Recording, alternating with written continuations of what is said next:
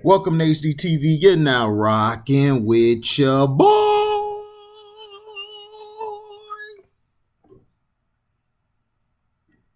Man, it is crazy, crazy, crazy.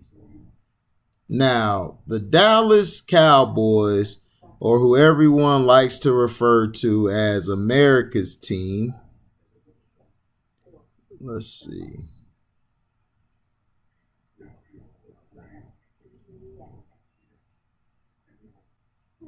Let's see.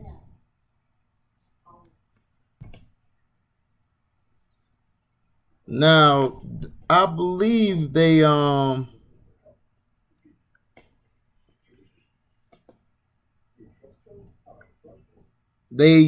declined Van Der Esch's fifth-year option. That the agent has said this, and they won't pick it up, and that's the fifth-year option for 2022. Well, so after this season, he would be an unrestricted free agent, and you know, for this upcoming season. Van Der Esch injury history is the biggest reason. He missed 13 games over the past two seasons, starting with a neck injury that required surgery in 2019 and cost him 7 games. He missed 6 games in 2020 because of a broken collarbone. If the Cowboys had picked up the option, the $9.1 million would have been fully guaranteed.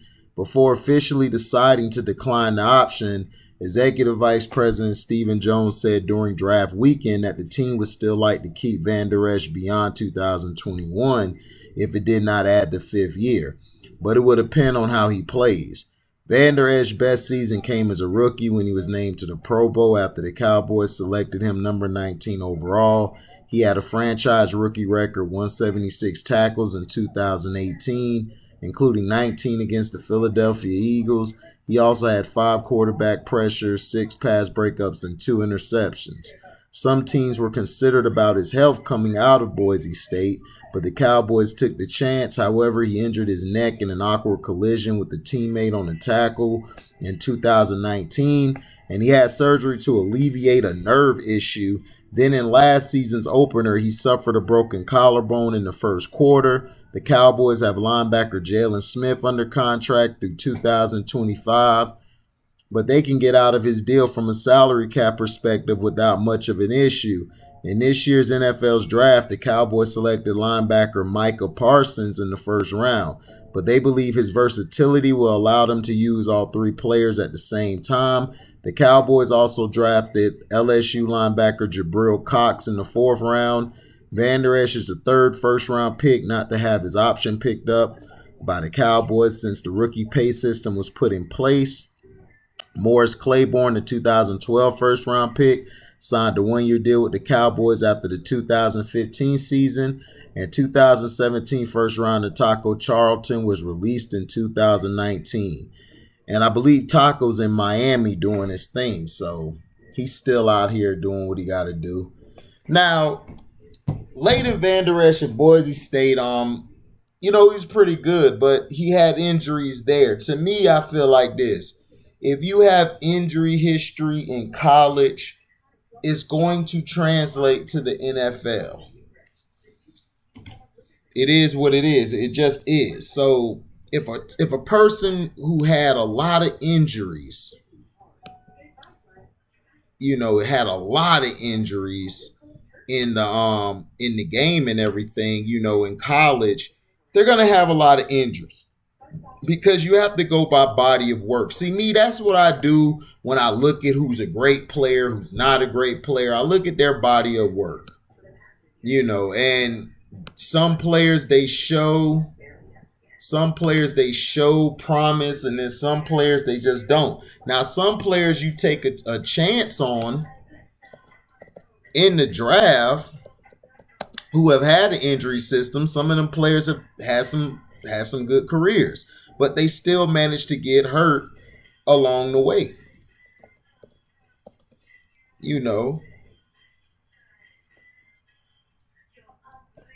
It's sad and everything, Um, it's very sad,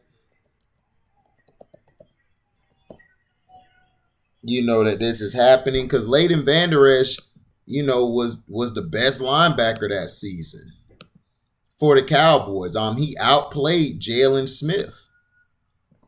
And Jalen Smith also is a guy, really didn't get hurt a lot, but his productivity really wasn't, how it was when he first came out. When he first came back from that. I mean, the second or third season, I believe. But the thing about Jalen is he never really got hurt. He got hurt. He had that serious injury, but that was like his senior year, I believe, or junior year. But he really hasn't had major injuries like that when he was in college at Notre Dame. This here just, shows you. This just shows you that it's what you've done for me lately. But here's the thing. Everyone blamed Dak a lot. But I'm like, what happened with Jalen Smith and DeMarcus Lawrence? They still were there. They were getting paid a lot of money. So was Zeke. And they proved to be bust. And Leighton Vander Esch, who knows? Like, if he has a great season this season, which I think he's gonna have a bounce back year. I mean, he's gonna be like Sean Lee, man. If he's on the field, he will make plays. But he's just a guy who gets hurt, and that's the same thing that happened with Sean Lee. That I used to tell Dallas fans. Look, man, it's no disrespect, but it's like, dude, Sean Lee is injury prone, and so is this guy. He's injury prone. So now that you added Micah Parsons, you also added Jabril Cox. Is that his name, Jabril Cox? I believe.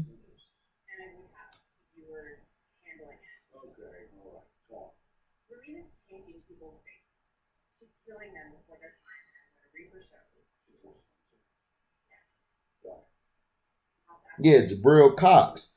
So when they picked up Jabril Cox, that let me know they're not going to bring Leighton Vander Esch back unless he has a great season. Because to me, they're going to have him, Jalen Smith, and Micah Parsons. Leighton Vander Esch is basically going to play the Mike. Micah and Jalen are basically going to be the outside backers. But what I feel they should do is put Jabril Cox at the middle backer because he can cover better. His only problem is he has a tough time stopping the run and shedding blockers. Michael Parsons' problem is he's not good in pass coverage, but front seven pass rushing and stopping the run, he's the best linebacker in the draft, I think, from what everyone has said. And Dallas had a good draft. But my thing with Dallas is they don't go after free agents. They have some decent drafts, but when you don't go after free agents, what's the point? You can have all those draft picks. You're not going to win Super Bowls with a bunch of rookies. You're not. You got to add some free agents to your repertoire. Look at what happened in the 90s with the Cowboys. When they added Charles Haley, they took off. And then when they added Dion, they took off.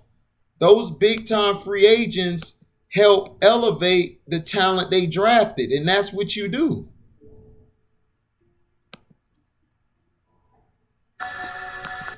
But it's like, it's just, to me, it's like it's stupidity with the Cowboys.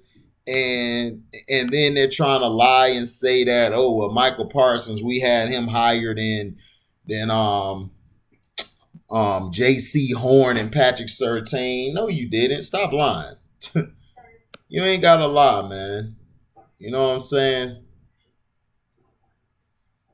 So the thing is this. I tell people all the time, the Cowboys aren't going to win anything until they move Jerry out the way. Now, this draft surprised me that they went all defense, and everyone in the Cowboys circle is like, man, why are you, man, defense? Man, we need a little bit of offensive line. Listen, what y'all need to do on offense is run the ball more and limit Dak's throwing. See, you guys have Dak throwing 50 times a game. That's not going to help you win championships.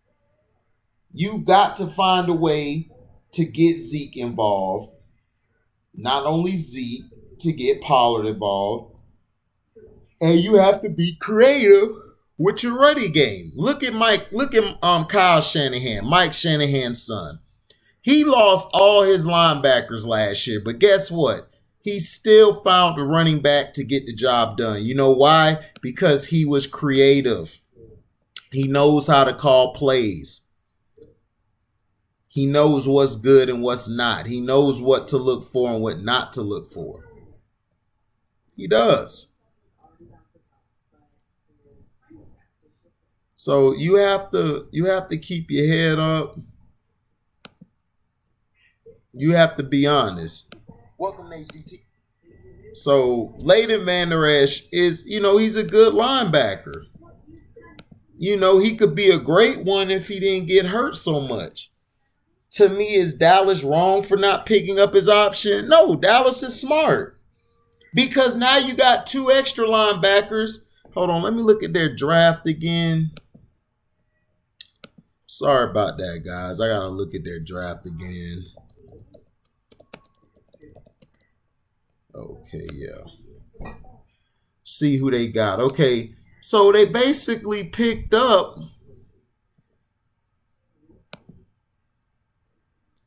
Hold on. Okay, they basically picked up 2 linebackers. Micah Parsons is going to be probably the run stopper and pass rusher. Jabril Cox is going to be the cover linebacker, what they really need. And then you got the D tackle, Osa Odighizuwa. And then you got Kelvin Joseph, the cornerback out of Kentucky. You got the DN Chauncey Golston. You got Nashawn Wright, cornerback out of Oregon State. He's a big cornerback, like a Richard Sherman type. Not saying he is Richard Sherman, but he's a Richard Sherman type. And they also got Quinnen Bohanna, defensive tackle out of Kentucky. And they got another corner in Israel Mukuamu. And they also got some offensive linemen in Josh Ball. And they got Matt Farniok for the offensive lineman. And they picked up an extra receiver in Semi Fiocco, who's decent. So that's what I'm saying. They picked up some linemen that'll work, because if you look at the past years, the offensive linemen that they picked up, I think only 1, maybe 2 weren't that good, but every one of the other ones were good. So, and then also, you can't be throwing the ball all the time. But it's no disrespect, but they got those guys to replace Vander Esch. But what I wanted them to do was I wanted them to go get a safety. That's what made me mad. They should have got a safety. Instead of getting it, but they needed their front 7 to get better. And that's why I was telling people they needed their front 7 to get better. They got some cornerbacks. You might can move some of them cornerbacks to safety or strong or free. And that'll work.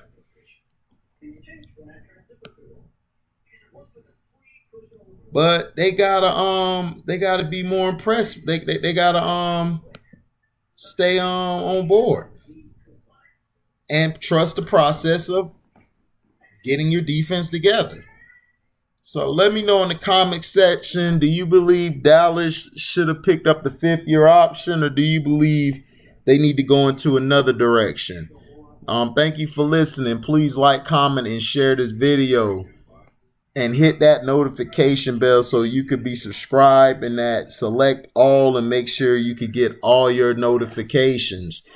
And also, if you do love the page, you could donate to it by Cash Apping me at the word welcome, the number 2, and then HDIITV. Thank you for listening, and we are out. Deezy.